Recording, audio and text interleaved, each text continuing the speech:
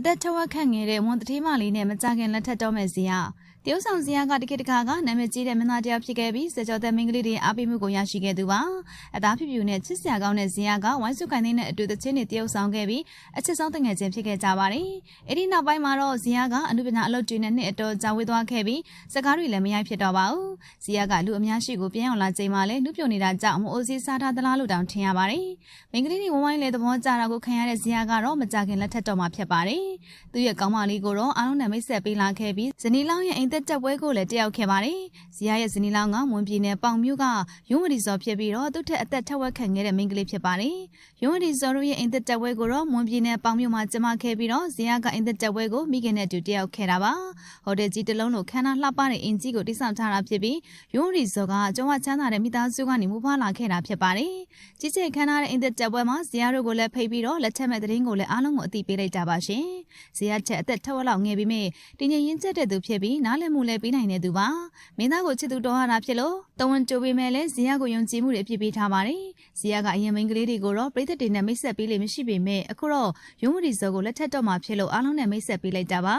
ရုံးဝတီစောကိုဇီယာကအရန်ချက်တာကြောင့်တမိုးကြီးတဲ့ brand 8တွေလက်ဆောင်တွေကိုလည်းဝယ်ပေးလိရှိပါတယ်ဇီယာကအသက်ကြီးပေမဲ့တွက်လက်နေပြီးသူ့ရဲ့မိန်းကလေးကတော့တီတီငင်ငင်အေးအေးဆေးဆေးလေးဖြစ်နေပါတယ်မင်းသမီးလှုပ်လို့ရတဲ့ရုပ်ရည်ပိုင်ရှင်ဖြစ်နေပြီးအရက်အမောင်းလေးကောင်းသူတယောက်ဖြစ်လို့ပြည်သက်တွေကတော့သဘောကျနေကြပါတယ်ရုံးဝတီစောတို့မိသားစုကပေါင်မြို့မှာနာမည်ကြီးတဲ့တထေးမိသားစုဖြစ်ပြီးလုပ်ငန်းတွေများစွာကိုပိုင်ဆိုင်ထားကြပါတယ်။ရုံးရီစောကငွေကြေးချမ်းသာတာကြောင့်ဇီယာကသဘောကျသွားခဲ့တာမဟုတ်ပဲသူ့ကိုမြင်မြင်ချင်းမှပဲချစ်မိသွားခဲ့တာပါ။ချစ်ခွင့်ပန်တော့ကလည်းမိဘတွေကတည်ခဲ့ပြီးရုံးရီစောက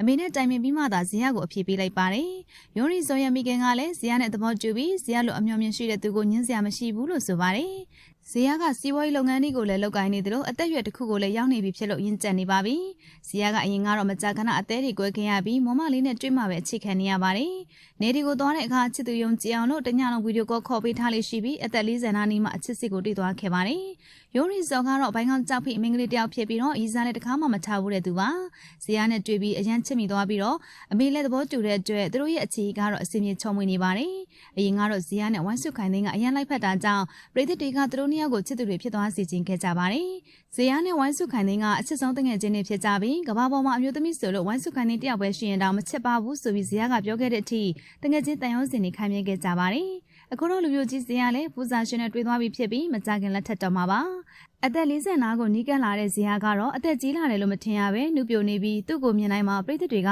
ငယ်ဘွားကိုရောက်သွားသလိုခံစားကြရပါတယ်။အခုတော့လူမျိုးကြီးဇီယာလည်းမမလေးနဲ့အချစ်စစ်ကိုတွေ့သွားပြီးလက်ထက်တော်မဲ့အကြောင်းအားလုံးကိုအသိပေးလိုက်ပါပြီ။အချစ်စစ်ကိုအသက်ကြီးတဲ့အထိမတွေ့သေးတဲ့သူတွေကတော့ဇီယာကိုကြည့်ပြီးတော့အားမငယ်တော့ပဲအသက်40နာနီမှဖူးစာရှင်ကိုလည်းတွေ့နိုင်ပါသေးတယ်နော်။ဇီယာနဲ့မွန်တတိမာလေးတို့ကတကယ်ရောလိုက်ဖက်ရလားဆိုတော့ကွန်မမှာပြောပြပေးခဲ့ပါဦး။ကြည့်ရှုအားပေးခဲ့ကြတဲ့တို့လည်းကျေးဇူးတင်ပါတယ်ရှင်။